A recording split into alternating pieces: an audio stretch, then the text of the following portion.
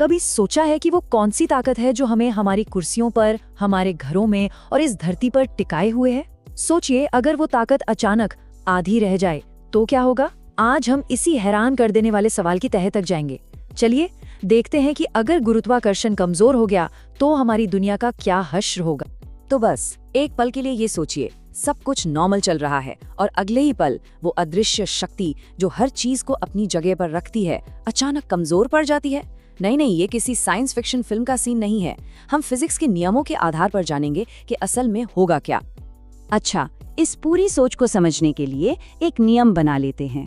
मान लीजिए कि पृथ्वी की ग्रेविटी बिना किसी वार्निंग के एक ही झटके में अपनी आज की ताकत से ठीक आधी यानी सिर्फ 50% रह जाती है। बस उसी पल से पूरी दुनिया के लिए साइंस के नियम बदल जाते हैं। तो जब ऐसा होगा तो सबसे पहला और सबसे सीधा असर किस पे पड़ेगा? ऑब्वियस सी बात है, हम पर। तो चलिए सबसे पहले यही देखते हैं कि इस आधी अधूरी ग्रेविटी वाली दुनिया में हमारे शरीर पे क्या बीतेगी। सबसे पहली चीज तो ये होगी कि हमारा वजन तुरंत आधा महसूस होने लगेगा। एक जरा सी छलांग भी हमें कई मीटर हवा में उछाल देगी और चलना ऐसा लगेगा जैसे हम सपने में स्लो मोशन में तैर रहे हों। बहुत ही अजीब और अनस्टेबल। हाँ, किसी सुपर हीरो की तरह कूदना शुरू में तो मजेदार लग सकता है, लेकिन जमीन पर ठीक से उतरना प्रैक्टिकली नामुमकिन हो जाएगा। लेकिन ये मजा ज्यादा देर तक नहीं टिकेगा और बहुत जल्द एक बड़ी मुसीबत बन जाएगा। देखिए, हमारे शरीर 1G यानी पृथ्वी की मौजूदा ग्रेविटी में रहने के लिए बने हैं।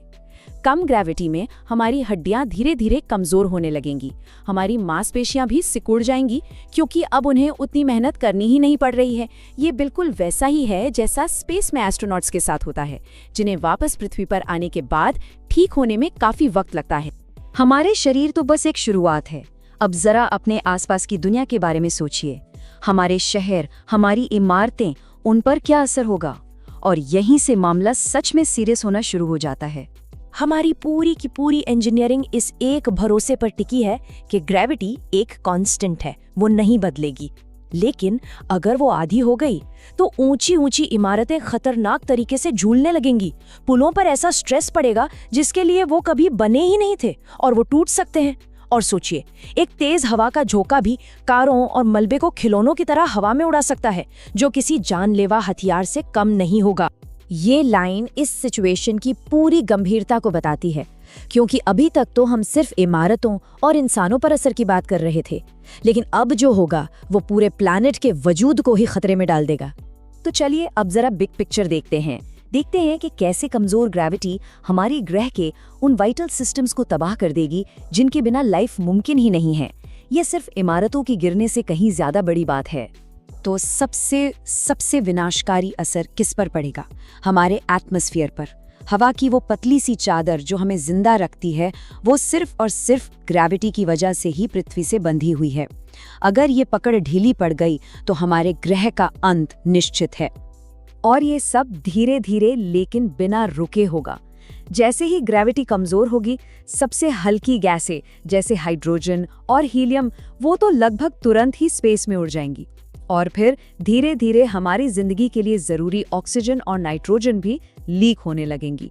हमारा वायुमंडल बस पतला होता जाएगा जब तक कि वो हमें बचाने के काबिल ही ना बने। इसका सीधा नतीजा होगा एटमॉस्फेरिक प्रेशर में एक जबरदस्त गिरावट।